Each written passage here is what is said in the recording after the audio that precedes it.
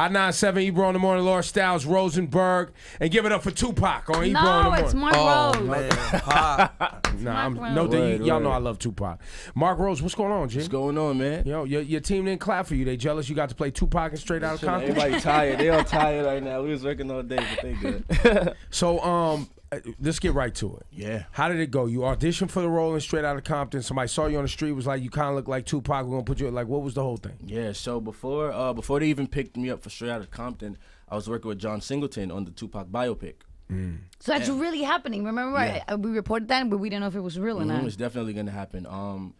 It got put on hold because there was too many hands in the pot. Everybody wanted to make sure.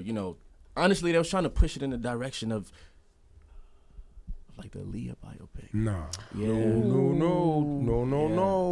And no diss to And what do Aaliyah. you wait, time out. And what do you mean by I didn't watch the Aaliyah biopic, so I don't know. What does that mean? And just being on Lifetime and being trash? Or no diss to the Aaliyah biopic at all, but diss the Aaliyah biopic. That shit was shit, and I didn't see it. But they didn't have the rights. They didn't have the rights to the film. The music wasn't the music wasn't in there at all, and we're just trying to make sure it's done right. So at that moment, it wasn't. It was being put on pause. F. Gary Gray, who's the director of Straight Outta Compton, called John Singleton and was like, "Yo, I see you guys' movie is on pause. Let's get him in NWA, and maybe that could hopefully put some fire under the biopic. And plus, we need Pac's presence in NWA. This is a West Coast movie, and he was so relevant at that time. Why not? You know what I mean?" I went in, I auditioned. Like 2 hours after that, I got the part. Did you rap? Can you rap like Tupac, or was that a voiceover? Well, no. When I in the movie or when I auditioned for it? Both. Now, when I auditioned, I had to rap. In the movie, it was me. Oh, okay. No, I'm lying. It was him who was rapping. Yeah. And then they play the record. Yeah. Also, I have some discrepancies about what song you were recording in the movie. Hang on with your discrepancies. You are a fan of Tupac's music? Yes. Obviously. Of course. Any pressure you feel from, because Tupac fans, I mean, they are not to be played with, nor is his legacy. Right. Right? So talk about that pressure and just where your mind is at. I think it was a lot of pressure to me, like you said, because of who Pac was, you know what I mean? And out the gate, it's like if I'm coming out the gate, this is my first film. Feel me? So I said, if I'm coming out the gate, I got to make sure that this is done right. I got to make sure how I portray him is realistic. I don't want it to be like a character of Pac, you know what I mean? I want his fans to be able to see him in me.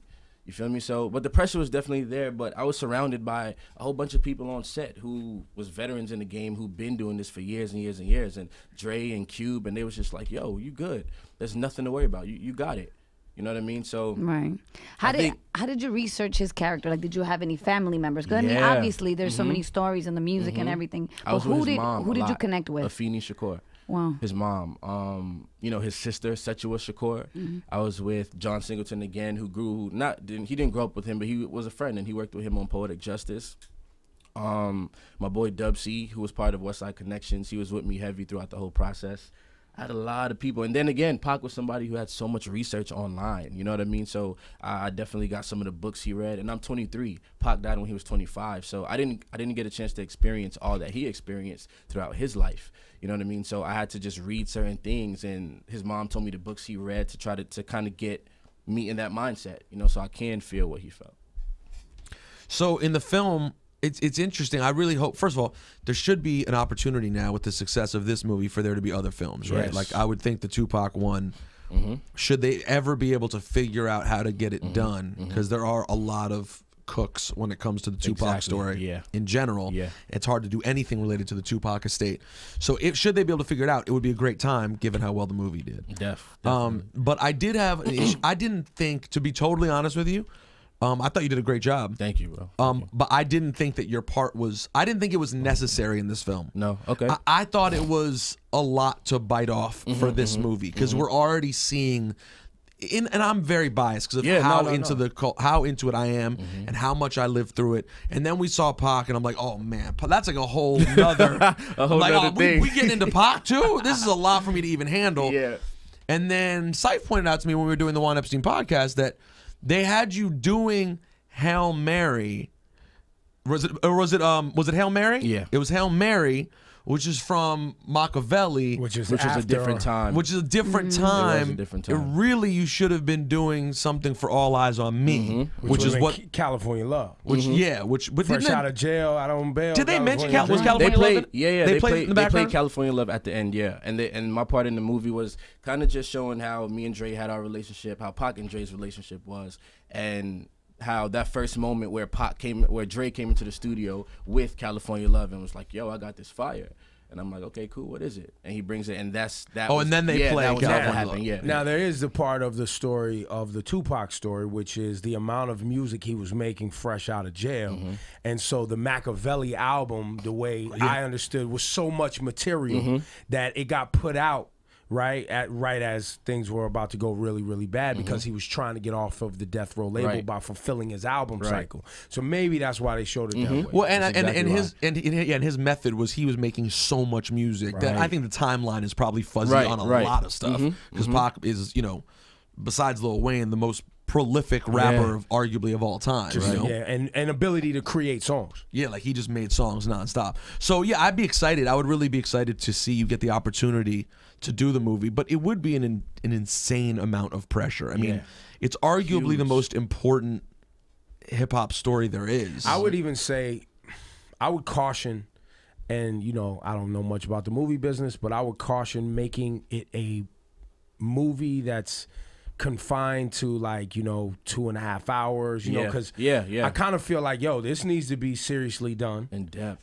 Done on one of, a Netflix or something that can have a series, 10 episodes, 12 episodes, where you could really dig into it, because there's so many layers to who his family was that created who he was, that, who he was when he started, then the issues of him going to jail, everything, then death row, then the death, and all of the layers behind all of that. And I was fortunate enough to read the script. Like, I read the script that they have, because they already have the script written up for the biopic and everything. And the movie itself is going to be, it's going to be so big and so powerful, because everything you just named is all in there and then some. You know what I mean? So I don't even know how. I didn't even mention rap beef. Yeah. All the multiple rap beefs. Everything. It's a very interesting, challenging story. And what you don't want to have happen is what happened with that Broadway show. Oh, see. Don't look at me. Don't look at me like that. Why? The Broadway show. I went to the We tried to support the Broadway show. I supported the Broadway show. I supported the Broadway show, man. I supported it. How was it?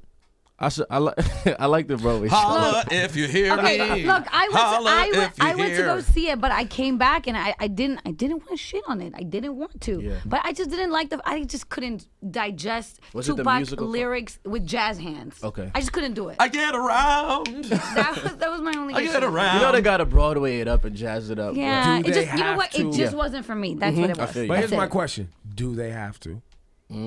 Do they? You don't have to. Like, sometimes you gotta break some rules. Well, I mean, that's what makes Hamilton so great. Hamilton's on Broadway right now. It's one of the greatest things I've ever seen, and it's rap the whole time, but it's not. It's Broadway, and it's theatrical, and there's dancing, but it's not cheeseball. And I didn't see Holla If You Hear Me. I could just tell. Just heard from about it. The commercials was enough. It wasn't a Tupac Broadway play. It was a Broadway play inspired by Tupac's music. That's another thing. Yeah, it was like the equivalent of the Billy Joel one, where it's just his songs in a thing. That's not really. That wasn't what. That's not what it needs to be. The Tupac thing has to be done so delicately, because you see how big a deal the NWA one is. Yeah. And I mean, Tupac's influence on people. Yeah. Not artists, right? Like, I think NWA had a bigger. This is a deep statement I'm making right here. Go for it. Yeah. NWA had a bigger impact and influence on the music making world. Tupac had a much bigger influence on people. People in general. Like, he is people's heroes who are 14 years old and were born 20 years after him. You know what I'm saying? Like, I've always thought that Tupac the persona is much greater and bigger than Tupac the rapper. Like, he was a good rapper and made good music, but Tupac the character in culture is 10 times bigger than that, or 100 times bigger than that. And I think I'm so appreciative when it comes to F. Gary Gray for casting me in Straight Outta Compton and giving me that the opportunity to play him in this. And I think if, like I said, this is my first film, so if I would have played Pac first and actually did the Pac biopic first, to be honest, I don't even know if I would have been ready, because there's so much that I still have to learn on this guy. You know what I mean? It's not just a small thing. This is Tupac Shakur. You know what I mean? So I feel like as I'm going still, I'm still learning. And if that was to happen, and if everything was to line up and they was able to successfully do this biopic, this Tupac biopic, then I'm gonna go all in and I'm gonna just close everything out, because I think that's something that you just have to zone all the way in for. How are you gonna research the women? Let's talk about it. How many women you got have sex with? What kind of champagne parties? Like, champagne party. We gotta figure out how this research got, because Pac was out here slaying. Right. You might have to have sex with a few hundred women. A few hundred? Yeah, a few hundred. If you want to commit to a few thousand. If you want to commit to the party. Maybe your friends that's in the back, you get them dressed up in leather, right? They could be Jodeci. My God. They could be Jodeci. You could be Pac, and you could do the How Do You Want It video where they're pouring the champagne, the porn version. Easy, right? That would be a good time. Uncut version? Oh, God. Yo, y'all don't remember? He used to make porn videos. Now, I remember that. Did you always get people telling you that you looked like Pac? Yeah, since I was a kid, I used to run with it too. Of I used course to run, you did. of course. Why not? You, sir. I used to be like, I'm his son, I'm his nephew. I used to get into all the bowling alleys for free, the skating rinks, and everything when I was young. Yeah. Because it's funny. In the movie, I thought like, oh, yeah, I could see it, but in person, when I see it, like I really see it. But you weren't in the movie, honestly, long enough for me to really get comfortable with your look. But in person, you definitively, from here to here, there's a lot of. How many you went out and got some tats to really bring it home for the ladies? Like you got Thug Life on your stomach? Or, you know what I mean? I had it. I ain't get it out. I ain't get it yet. But of course, you might as well do that. He's not gonna get. No, he's not gonna. Why? That would be kind of getting creepy if he goes to the point that he puts on his body for life. Yeah. Thug Life. Cause it's fan. That might be mandatory for the Tupac fans though. They're gonna be like, if you play Tupac, it's crazy because it's like, I even to this, even before Straight Outta Compton, like I would walk down the street and people would. I feel like it's one if you think, all right, I resemble him or maybe his son, or people be like, you are him. Like, you're him. You just came back from Cuba, or you're him. You wear the bandana wrapped around your head to the back with the knot in the front. When I be walking, honestly, when I'm walking down the street, I just be myself, and I try not to even. I will never put on the bandana walking down the street because people legit think I'm. You've done it in the mirror at home though. Yeah. Yeah, of course. Yeah, of course. When I'm prepping, you were like, that's me. I'm You got one of those leather vests he used to wear. Remember, you used to wear that leather vest. No shirt. No shirt. Right. You don't wear the leather vest, no shirt. Nah. I ain't now listen, I do want you to know. You should know that in college there was a dude that we all knew at Maryland who worked at Cluck U, who we called Cluck U-Pac because he looked just. Tupac. Yo, my man, you look like Tupac. He looked just like shout out to my man Lee Majors. He was a good rapper too. What up, Lee Majors, a good name too. Yeah, a good name. Lee Majors is the man. Yeah. But we used to call him Cluck U-Pac because and it's one of the best nicknames. Cluck U-Pac is so good. It's one of the best names in the history of nicknames. And he ran with it too. He did the bandana. He did the bandana at all times. Damn. 24/7. Well, because you bagging broads. Why would you? Of course. And he got the wings on Smash. Yo, I cannot. What? Free wings, and you look like Tupac. Easy. It don't get no better than that. Cluck you. Don't get no better than that. What up, Cluck? Shout out, Cluck. Lee Majors running things back then in College Park. Well, look, we appreciate you coming by, man. Much success to you. And please keep us updated on the progress. Definitely, I will. Appreciate you having. And anything else you have working on? You don't plan on having a rap career? That's not. Nah. Good for you. I ain't gonna do that. Yeah. Good call. Well, make sure y'all follow me on social media too. Do that. Get that out there. What is it? MARCCROSE. Mark. One more time.